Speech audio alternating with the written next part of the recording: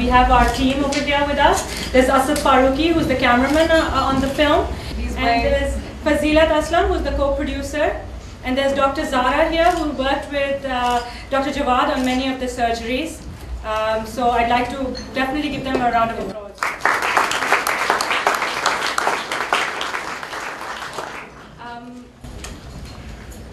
Dr. Jawad worked on Zakia for more than a year and a half, and it became very clear that her eyesight, she had lost the eye completely. So what he did do, and I don't want to give away the film because I realize many of you have not watched the film, that she was given a prosthetic. But her face is now about 70%? Yeah. 70%. As he says that he can't do the work that God did, but he can do as much as man can do, and he's been able to restore quite a lot. Her face at the end of the film is completely different from what you see now. And then the next surgery is taking place in 2 weeks' time, which is the final surgery.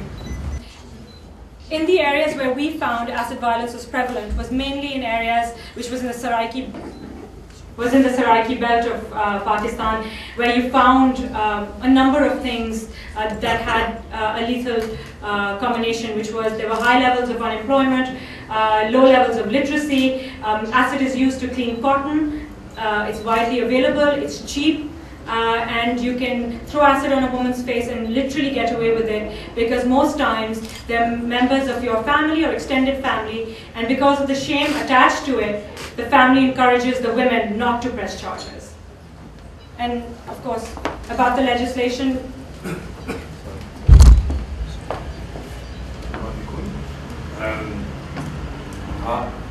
Legislation से मुताल्लिक मैं ये कहना चाहूँगा कि जो कुछ आपने यहाँ पर अभी देखा भी है, that is an amendment in the PPC which is heard, amendment in the heard. इसका मतलब है, I'm sorry, I think I should speak in English. In fact, the amendment is in the PPC, which is the Penal Code of Pakistan Penal Code, and that is the first time that this crime was recognized and criminalized. This crime was recognized by the state, and it is considered now as an anti-state crime. But the framework of the legislation is the same as we have already, which means that a case can eventually be running for 20 years, 10 years, or 1 year. And for that reason, we have been doing consultation in all over Pakistan for the last 3 years, around 50 consultations with all stakeholders, patients, community members, parliamentarians, lawyers, and we are now in a position to table another law which will be comprehensive and in which we are taking care of the investigation, taking care of the preparation of the case, funding and monitoring. So the fight for legislation is not finished. The amendment is a very good thing, and we are very happy. We are very thankful to the government of Pakistan, but that will not eradicate this crime, this heinous crime from Pakistan. And we request all of you to support us in this comprehensive and specific legislation. We are working for the last 5 years. We have 800 notifications. We have operated upon 400 patients. Around 100 rehabilitation cases were done. We have rehabilitated 100 socioeconomically, and the surgeries are in hundreds, and we are also planning in next summer to have more camps. Thank you very much. Check learning glasses. We are filmmakers, and our job is to get the story out, which we've done, and I feel like we've done it quite effectively. Now it's the partners on the ground, Acid Survivors Foundation, Acid Survivors Trust International, as well as Islamic Help. And the three of them together are going to be launching an outreach program. We are developing materials for them for both radio and television public service announcements, which we hope to dub in regional languages, as well as pamphlets that educate the population that this is now a crime, that if a man throws acid on a woman's face, that he can go to prison.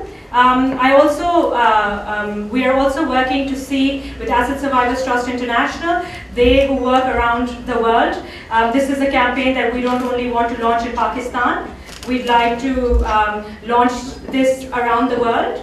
And so Acid Survivors Trust International has a meeting in June in Kathmandu where it's bringing all the countries where there is acid violence together, the non-profits on the ground, to work on a comprehensive strategy to combat it.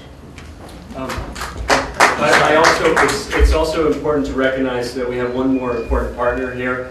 Cameron Fazal, where are you, from Islamic Help?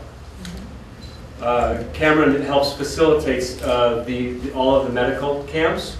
He has in the past, and he will moving forward. And part of our expansion of that work to move out of Pakistan is to work in other countries, in Uganda, Nepal, Cambodia, and Bangladesh. And that part of that work we're doing is in conjunction and partnership with Acid Survivors Trust International.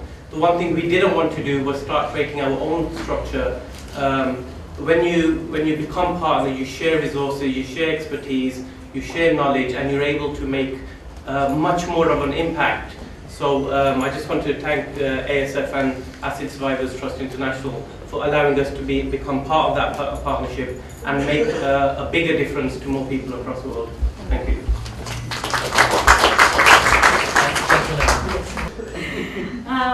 So Dr. Jawad has, the two women who are profiled in the film, Zakia and Rukhsana, and with Zakia, Dr.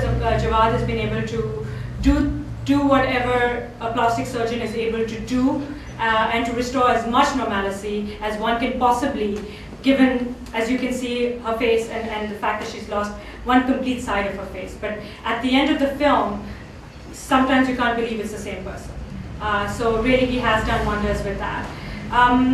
In terms of going into the remote areas, I mean, the thing is that because I speak the language and because I've worked often in areas which are far more dangerous than the Saraiki belt, I'll say this, that it was not that hard. And you have to, one thing that we had to do was to encourage the women to tell their stories, because obviously their stories are the same stories of hundreds of other women who are unable to articulate their stories for whatever reasons.